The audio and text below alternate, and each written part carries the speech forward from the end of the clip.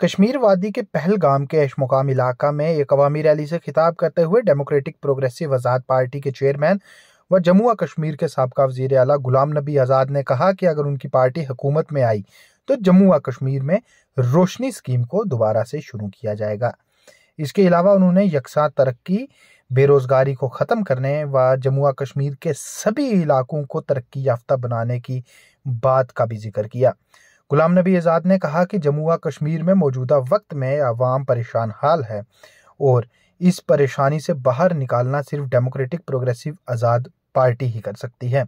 उनका कहना था कि अगर जम्मू व कश्मीर में लोगों ने उनकी पार्टी को वोट देकर कामयाब किया और इनकी अगली हुकूमत बनी तो ये तमाम अवामी मसाइल का हल करेंगे और रोशनी स्कीम को भी दोबारा से शुरू किया जाएगा। मैंने स्टेट रोड पर 370 पर तकरीबन 1 दर्जन तकरीरें करी और उसमें जब तक स्टेट नहीं मनवाया तब तक मैंने उनको छोड़ा नहीं पार्लियामेंट के अंदर। इंशाल्लाह स्टेट मिलेगी। सिर्फ मैं इतना कहता था कि पहले स्टेट दे दो, बाद में इलेक्शन करो, लेकिन प्राइम मिनिस्टर, होम मिनिस्टर ने कहा हम स्टेट देंगे लेकिन इलेक्शन के बाद। इसलिए इलेक्शन के बाद और जद्दोजहद करनी है, कहीं पीछे खिसक न जाए वो, उसके लिए जद्दोजहद भी तैयार करते हैं। मैं जद्दोजहद करने के लिए तैयार हूं, लेकिन आपका साथ चाहिए उससे लेने के। मैंने एक कानून बनाया जब मैं चीफ मिनिस्टर था, उनको भी कहता कि अगर नहीं संभलेंगे तो हमारी तारीख में नाम नहीं रहेगा, नेस्त तो नाबूद होगा। आज बहुत सारी ताकतें हमको नेस्त तो नाबूद करने में लगी है। मैं नाम नहीं लेना चाहता हूं, आप मुझसे ज्यादा जानते हैं, लेकिन अभी नेस्त तो नाबूद होने में कुछ थोड़ा कमी है। उस नेस्त तो नाबूद करने में अल्लाह के लिए कम से कम तुम शामिल न हो जाओ।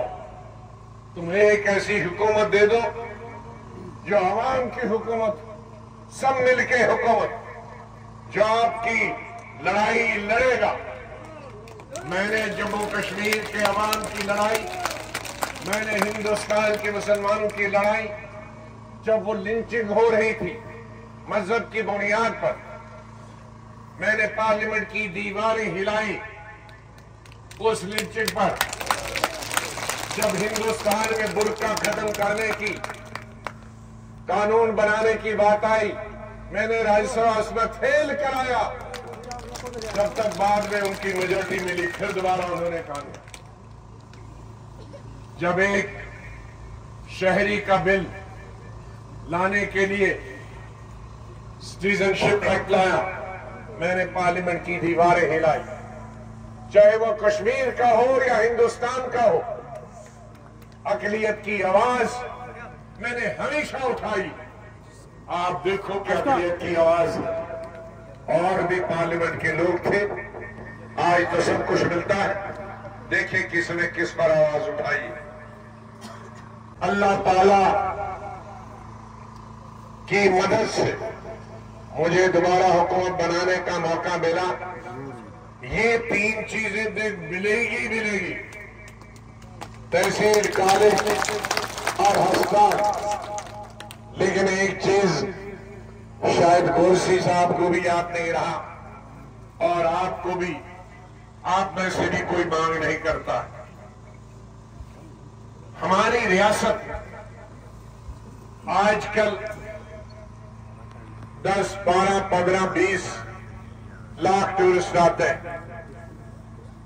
लेकिन उससे रियासत जम्मू कश्मीर की गरीबी,